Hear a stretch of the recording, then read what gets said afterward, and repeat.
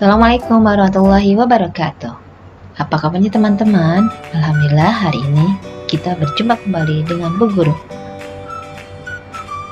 Hari ini kita masih membahas tema 2, yaitu udara bersih bagi kesehatan. Nah, pertemuan sebelumnya kita sudah membahas tentang alat pernapasan pada manusia. Hari ini Bu Guru akan membahas tentang alat pernapasan hewan. Baik teman-teman, langsung saja yuk kita awali dengan tujuan pembelajaran. Apa ya tujuan pembelajaran kita hari ini? Yang pertama adalah siswa dapat menemukan informasi tentang organ-organ pernafasan hewan. Yang kedua, siswa mampu membuat bagan cara kerja organ pernafasan hewan. Nah, teman-teman, Bu Guru ingin mengulas dulu tentang pernafasan.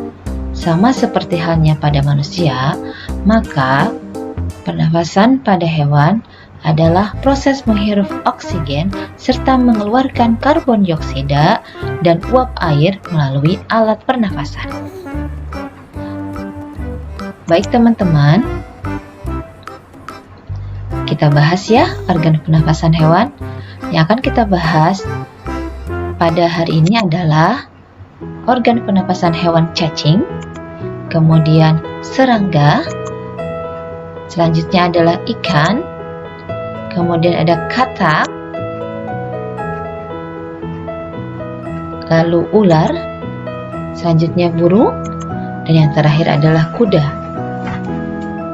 Baik teman-teman, kita bahas yang pertama, organ pernafasan hewan, yaitu cacing tanah. Cacing tanah termasuk ke dalam jenis hewan vermes. Cacing tanah bernafas melalui permukaan kulit. Cacing tanah memiliki permukaan kulit yang tipis. Kulit cacing tanah selalu basah dan berlendir untuk memudahkan penyerapan oksigen. Nah, kondisi ini menyebabkan cacing tanah dapat menyerap oksigen dan mengeluarkan karbon dioksida melalui permukaan kulit. Pada permukaan kulit cacing tanah terdapat pembuluh darah. Nah, cacing tanah menyukai tempat yang lembab untuk menjaga supaya kulit selalu basah dan berlendir. Selanjutnya, bagaimana sih cara kerja organ pernafasan cacing? Nah, teman-teman bisa amati terlebih dahulu ya gambar cacing pada gambar berikut. Oke, selanjutnya teman-teman, udara masuk melalui kulit. Nah, ini ya permukaan kulit cacing. Kalau diperbesar seperti ini. Ini adalah kulit cacing. Selanjutnya, oksigen ketika udara masuk permukaan kulit cacing, kemudian oksigen diikat oleh pembuluh darah dan diedarkan ke seluruh tubuh. Selanjutnya, karbon dioksida. Nah, apa yang keluar ini? Karbon dioksida dan uap air keluar melalui kulit. Yang kedua adalah organ pernafasan hewan serangga, termasuk ke dalam golongan insekta. Alat pernapasan serangga berupa trakea, yaitu sistem tabung yang memiliki banyak percabangan di dalam tubuh. Percabangan trakea disebut trakeola. Udara memasuki trakea melalui pori-pori kecil di permukaan tubuh yang disebut spirakel. Nah, insekta, dalam hal ini serangga, juga memiliki kantong udara untuk menyimpan udara. Kemudian, sel-sel tubuh mengambil oksigen langsung dari pembuluh udara kecil dan karbon dioksida dari sel akan mengalir ke trakeola dan dibuang melalui lubang spirakel. Nah, teman-teman, berikut ini adalah bagian cara kerja organ pernafasan serangga. Kita amati dahulu ya. Ini adalah bagian-bagian dari tubuh serangga. Tadi yang sudah boleh sebutkan, ada kantung udara, kemudian ada spirakel, dan ada trakea. Oke, kita langsung saja ya. Nah, teman-teman, udara masuk melalui spirakel. Nah, selanjutnya udara, nih ini ya, ini spirakel. Kemudian udara mengalir ke trakea. Selanjutnya udara mengalir ke trakeola dan terjadi pertukaran oksigen dan karbon dioksida. Lalu karbon dioksida, setelah terjadi pertukaran oksigen dan karbon dioksidanya mengalir kembali ke trakea dan keluar melalui spirakel. Oke, itu cara kerja organ pernapasan serangga. Nah, selanjutnya adalah organ pernafasan pada ikan atau termasuk ke dalam golongan fishes. Alat pernapasan ikan disebut insang. Insang berbentuk lembaran tipis berwarna merah muda dan selalu lembab.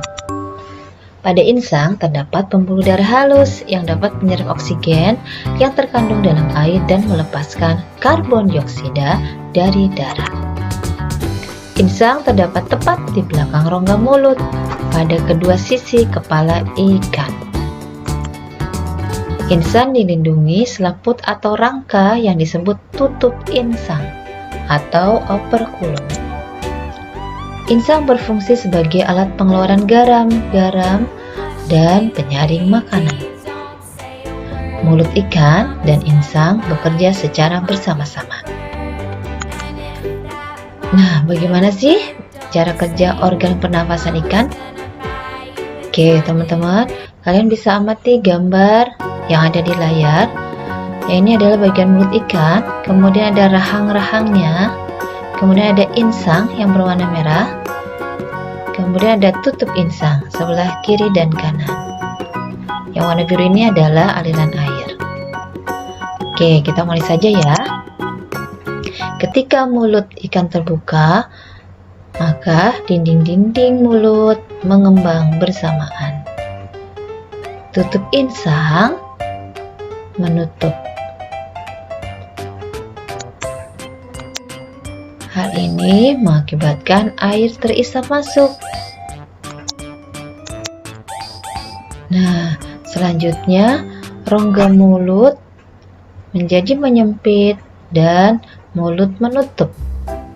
Secara bersamaan, tutup insang. Nah, ini ya teman-teman, tutup insang terbuka. Nah, ketika air melewati insang, terjadilah penyerapan oksigen dan karbon dioksida dikeluarkan melalui tutup insang. Oke, yang berikutnya adalah organ pernafasan pada katak, tergolong dalam amfibi. Katak termasuk hewan amfibi, yaitu hewan yang hidup di darat dan di air. Saat berupa kecebong atau berudu, katak hidup di air dan bernafas dengan insang. Insang kecebong terletak di luar tubuh, terdiri atas lembaran-lembaran kulit halus mengandung kapiler darah.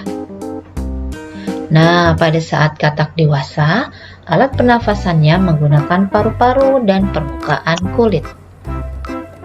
Permukaan kulit katak selalu basah agar memudahkan penyerapan oksigen dari udara. Berikut adalah bagian cara kerja organ pernafasan katak. Kita amati dulu ya gambar katak dewasanya. Oke, selanjutnya udara masuk melalui hidung. Kemudian udara mengalir ke rongga mulut. Nah, selanjutnya udara mengalir menuju ke paru-paru. Di paru-paru ini terjadi pertukaran oksigen dan karbon dioksida di pembuluh darah. Lalu karbon dioksida mengalir ke rongga mulut dan akhirnya keluar melalui hidung. Oke, selanjutnya adalah organ pernafasan ular, termasuk ke dalam golongan reptil. Hewan yang termasuk jenis reptil diantaranya adalah ular, kadal, cicak, buaya, dan biawak. Reptil bernafas menggunakan paru-paru. Paru-paru pada reptil terletak di rongga dada, dilindungi oleh tulang rusuk.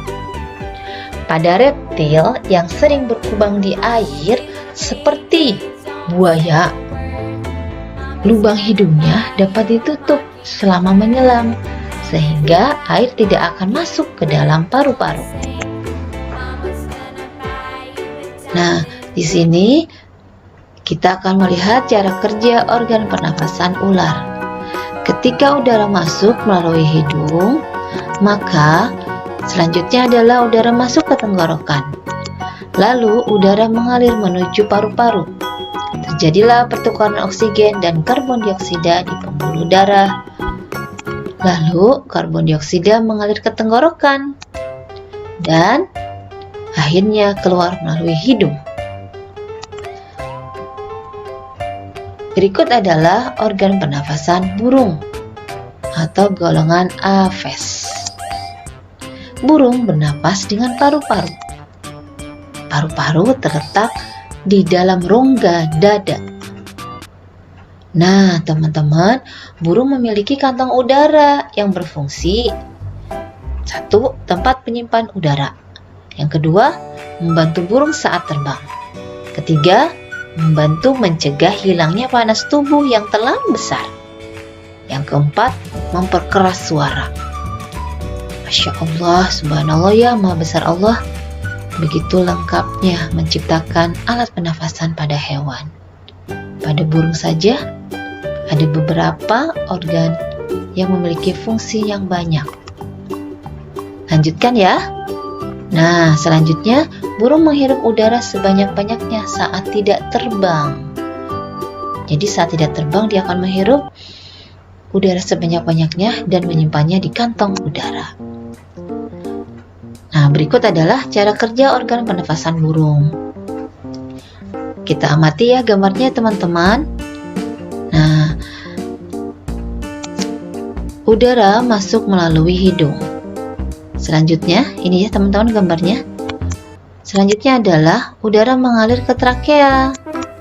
Dan sebagian udara masuk ke paru-paru dan sebagian yang lain masuk ke kantong udara.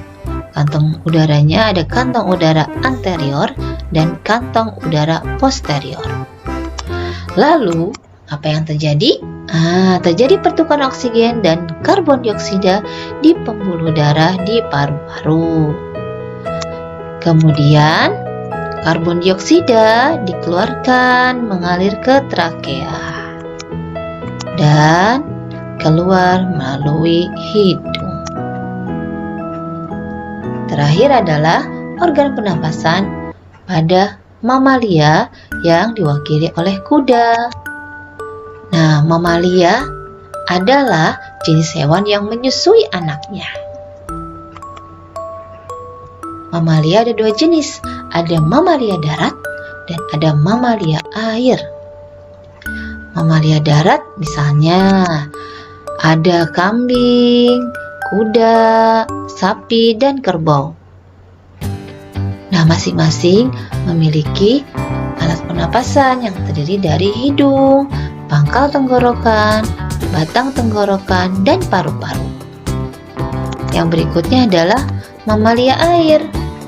Nah, mamalia air ini misalnya ada lumba-lumba, ada putri duyung,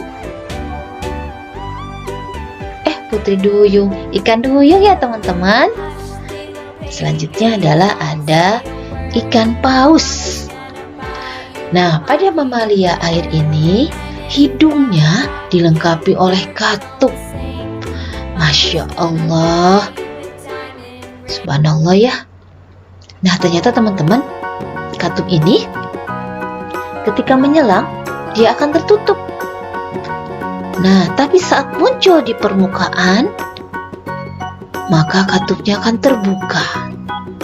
Saat itulah mamalia air akan menghirup oksigen serta mengeluarkan karbon dioksida dan uap air. Nah, berikut adalah cara kerja organ pernafasan kuda. Nah, kuda itu organ pernafasannya ada hidung, ada trakea, ada paru-paru. Di paru-parunya sama, ada bronkus, ada bronchiolus. Sama seperti halnya pada manusia ya, kurang lebih hampir sama. Nah, teman-teman, pada kuda proses pernafasannya udara masuk melalui hidung. Selanjutnya, udara mengalir ke tenggorokan. Dan di tenggorokan, lalu udara ini mengalir ke paru-paru. Di paru-paru terjadi pertukaran oksigen dan karbon dioksida di pembuluh darah.